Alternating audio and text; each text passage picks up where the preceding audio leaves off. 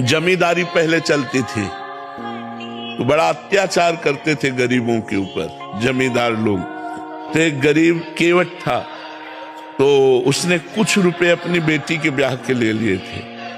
तो साल 2 साल में मेहनत करके पैसा एकत्रित किया और जमींदार को दे दिया जाके, अपनी खेती से कमा के। जमींदार ने वो रुपया लिया और फाइल से नाम नहीं काटा, कर्जा का जो हिसाब था वो काटा नहीं। 2-4 महीने बाद उसके आदमी गए और कहा जमींदार साहब ने बुलाया है। तो जमींदार ने कहा कर्जा दीजिए। तो उनका साहब हम तो दे गए थे आपको। अरे बोले व्यर्थ की बात करते हो, हमारी कॉपी में वैसे लिखा अभी कटा नहीं। बोले आप अब ना काटो तो आपकी बात वैसे तो हम दे गए थे। अब वो जमींदार अपने हठ में तो जमींदार ने रिपोर्ट कर दी और वो मुकदमा पहुंचा। जमींदार ने रजिस्टर पेश किया पूरा जुर्म। अब वो गरीब आदमी उसने कहा साहब हमने दे दिया है। तो बोले गवाही? तो उनका रघुनाथ जी अर्थात भगवान राम। तो उनका रघुनाथ जी बोले अगली पेशी में रघुनाथ को लिवा के लाना। उसने कहा एकांत में गया और रोया कि हम गरीब आदमी हैं और हमारे परिवार का पोषण उसी खेती से होता है।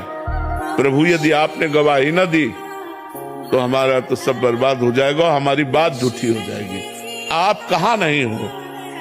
जिस समय वो पैसा दिया था उस समय आप थे, क्योंकि आप सर्वत्र हैं तो आप उस जगह भी थे, इसलिए आपको गवाही देनी पड़ेगी।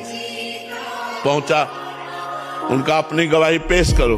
तो उनका बुलाओ, उसका नाम रघुनाथ है। रघुनाथ हाजिर हो।